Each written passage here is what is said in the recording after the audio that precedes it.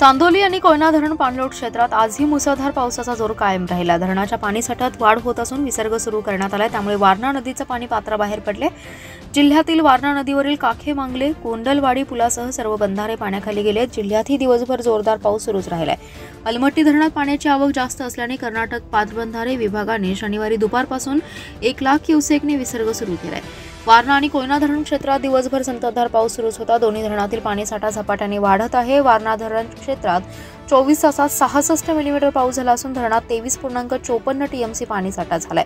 1396 cusec विसर्ग सुरू करण्यात आलाय। वारणा नदीवरील कुंडलवाडी काखे मांगले पूल पाण्याखाली गेलाय। वाळवा तालुक्यातील कुंडलवाडी, मालेवाडी, बहादूरवाडी, कनेगाव, भरतवाडी यांच्यासह अन्य गावांनी हातकणंगले व पन्हाळा तालुक्यातील निलेवाडी, पारगाव, तळसंदे, घुनकी या गावातील शेतकऱ्यांच्या शेतातील पिकांना पाणी अडवून देण्यासाठी हे पूल बांधले होते। गेल्या 2 दिवसातील पावसामुळे नदीवरील पुलावर पाणी आले। वारणा नदी पात्रातून पाणी बाहेर पडून दोन्ही बाजूच्या शेतकऱ्यांच्या शेतात पाणी शिरले। जिल्ह्याच्या पश्चिम भागात जोरदार तर पूर्व भागात रिमझिम पाऊस झालाय।